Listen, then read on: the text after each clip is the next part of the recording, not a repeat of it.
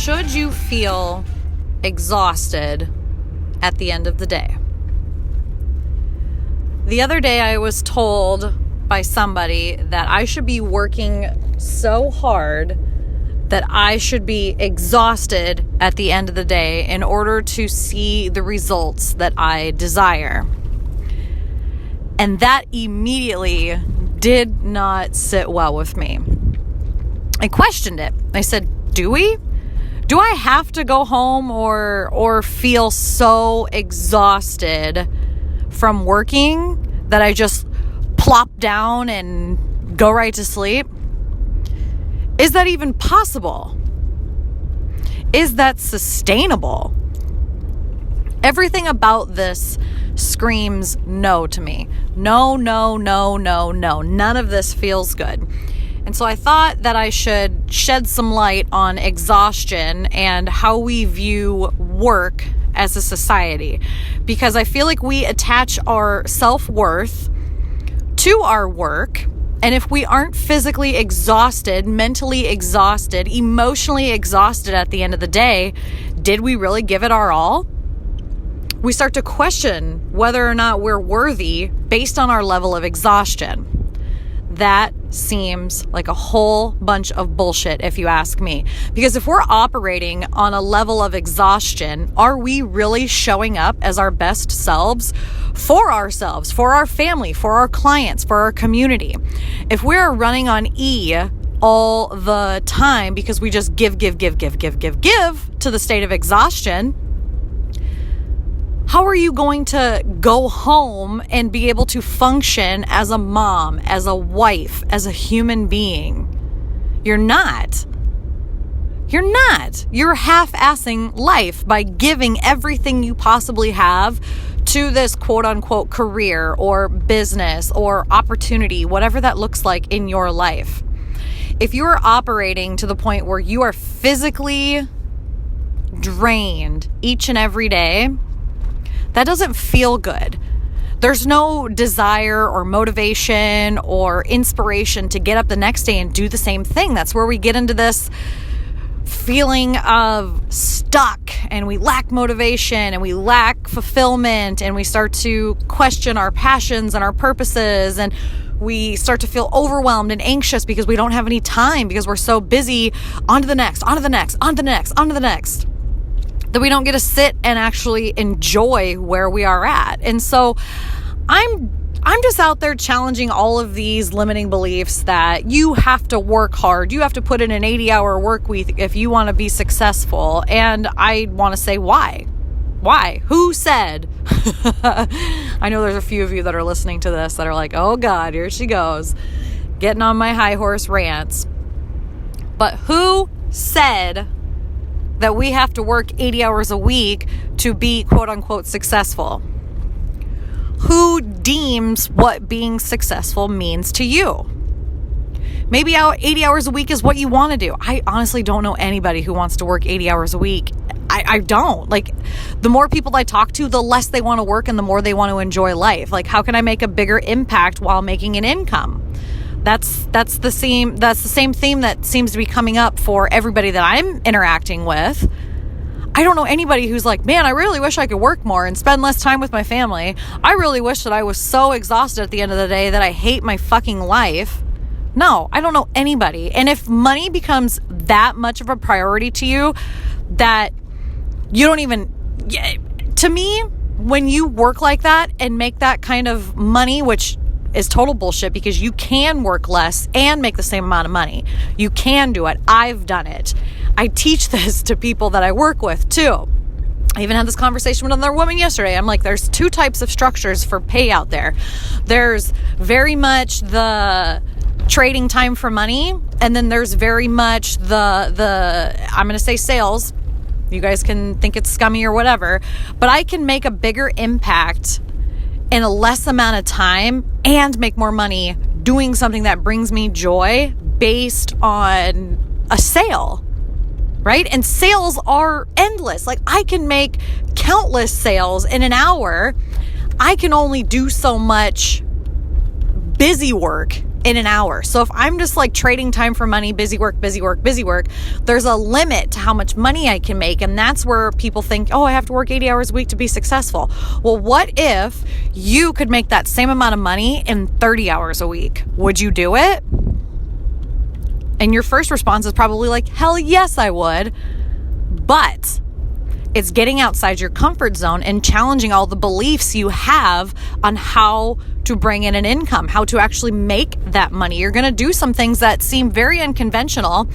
At first, they're super uncomfortable. Like, a lot of people aren't doing things this way. It's going to challenge everything that you've ever learned as a child or as an adult. But I tell you what, it's possible. It is possible. There is people every day. I am people to show you that you can make the type of money. And I'm just getting started, guys. Like, I am just getting started. And not that like money is everything. Money is just energy. Money is just energy. Okay? I feel like, me personally, I used to attach my worth to the amount of hours I worked and to the amount of money that was in my bank account. And I didn't feel good about that. I didn't feel good about myself.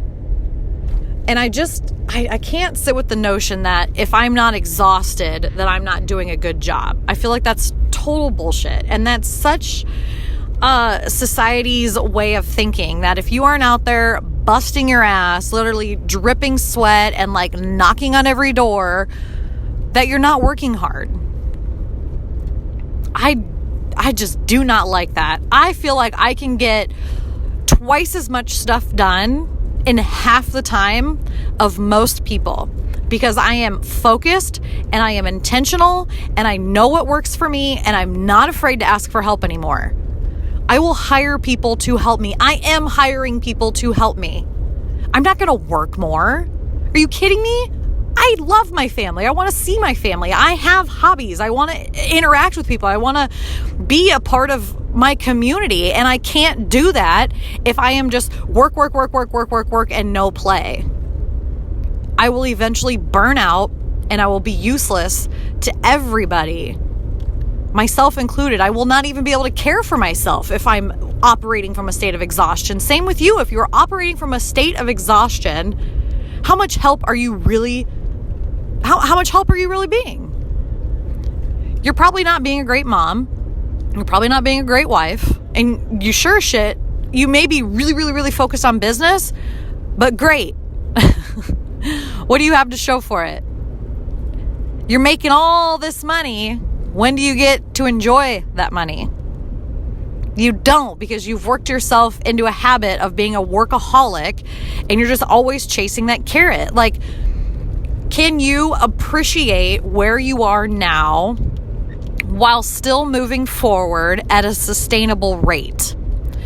This is something that I'm constantly struggling with and learning about, right? Because I am a workaholic. I'll be honest. I'm a workaholic. I would put my head down and I would work 24 hours a day if I could. That's who I am as a person. And it's something I'm constantly trying to fix because I have attached my self-worth to how productive I can be in a day for a very, very long time. So every day I have to challenge these thoughts that I have. Like, oh, Sasha, you should work 10 hours today. Sasha, you should work 12 hours today. Oh, if you only work 3 hours today, you're a big piece of shit.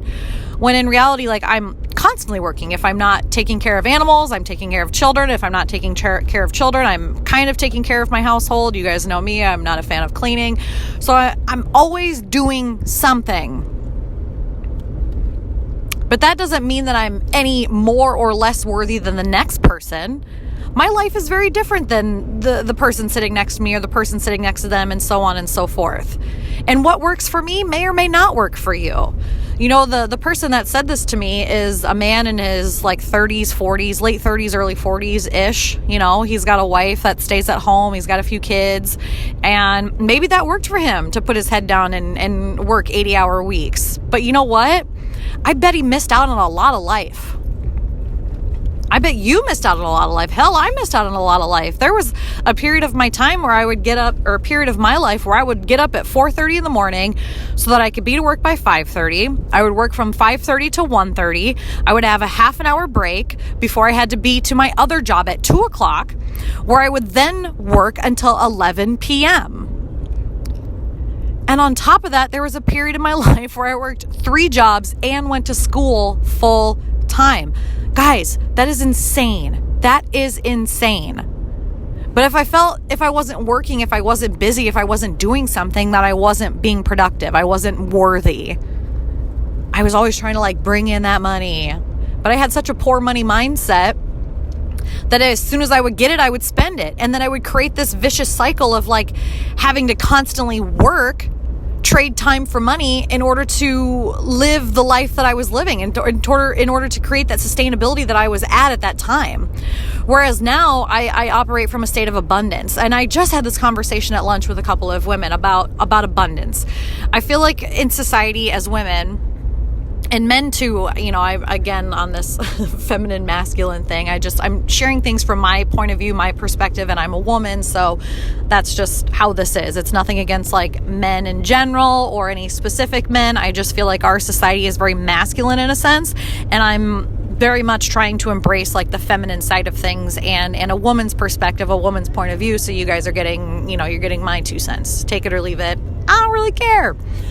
So anyways, I'm having this conversation with these women, and we're talking about abundance and how we as women are taught, growing up, you need just enough, but not more. You can have just enough, but never more. Don't take more because you're going to be greedy. Don't do more because people are going to think a certain way.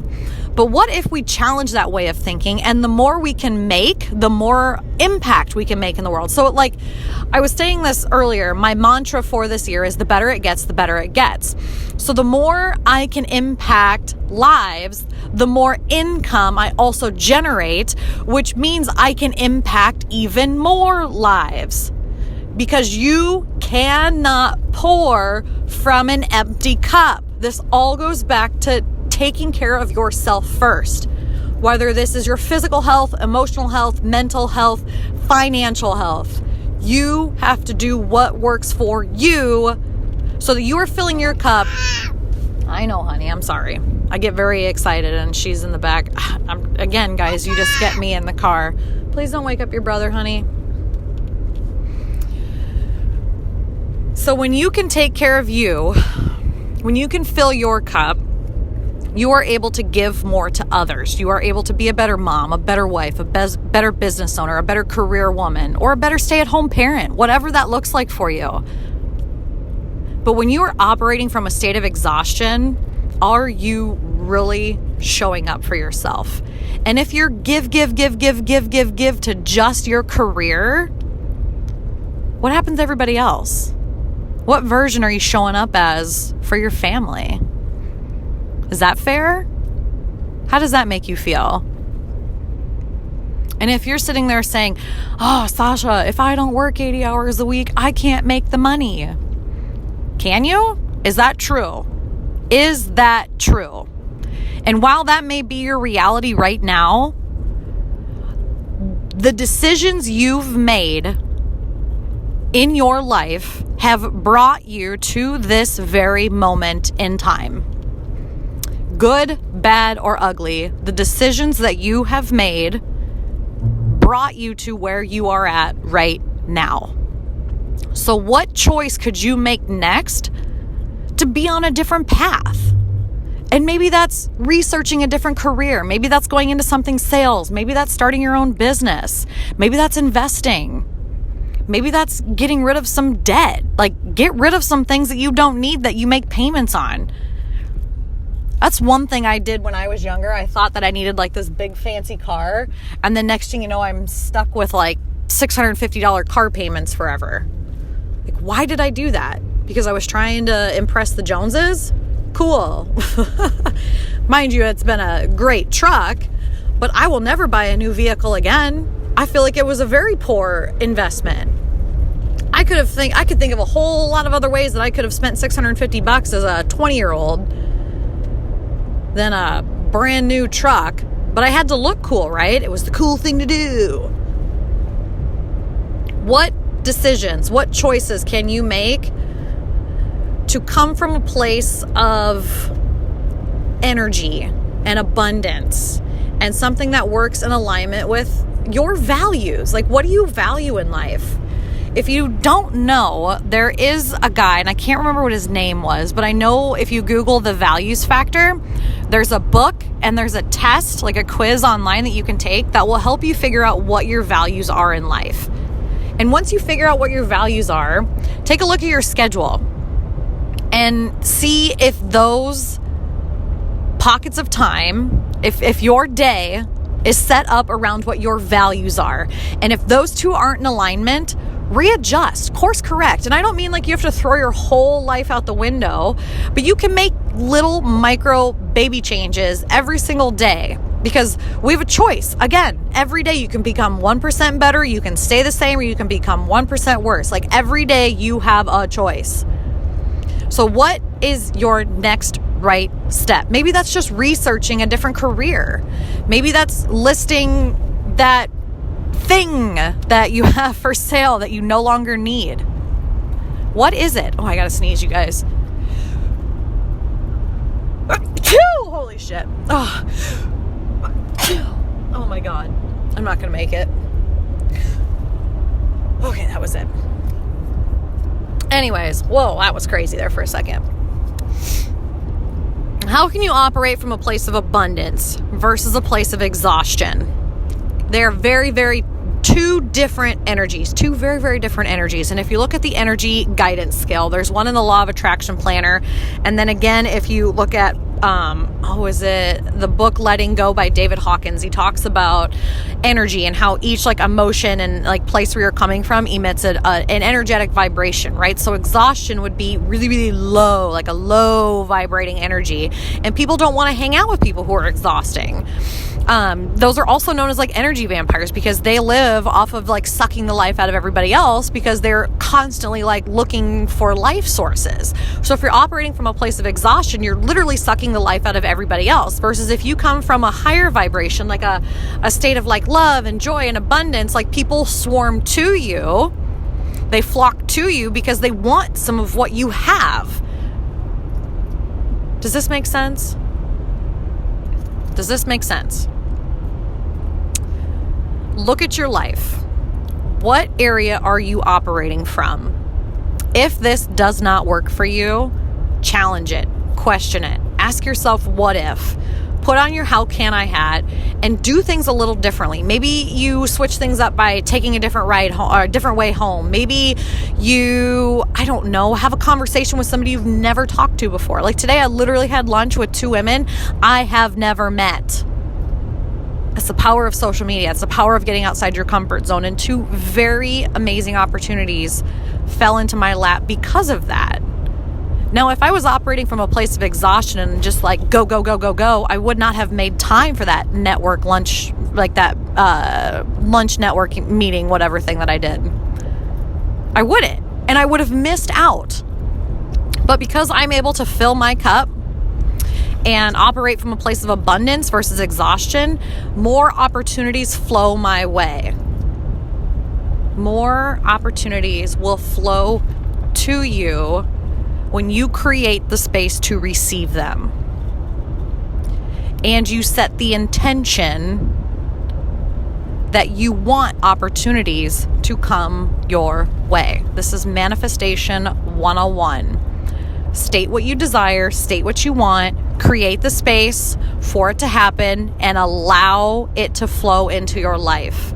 Allowance and receiving is probably the hardest part, because we as women want to give. We find it hard to receive these things. I find it hard to receive these things. Hell, I even have a hard time receiving compliments. They're like, oh, Sasha, your office looks so cute, or you did such a great job here. Oh, you're so smart, or oh, you're so... I'm like, oh, no, I'm not. Okay, yes, I am. Thank you. Just smile and say thank you and get over it. But it's hard. It's hard to receive. But you have to teach yourself. You have to rewire your brain to receive great things. Compliments, money, love, joy, hugs. I used to hate giving hugs. Actually, I never really gave hugs. I always just had hugs given to me, and I was like, "Gah!" It feels like needles. So how can you operate from a place of abundance versus exhaustion? That is what I want to leave you with today. I wish you guys all of the happiness in the world, and just know that you are the creator of your reality each and every day. You are in control of you. If you want change, do something different. I'll catch you guys next time.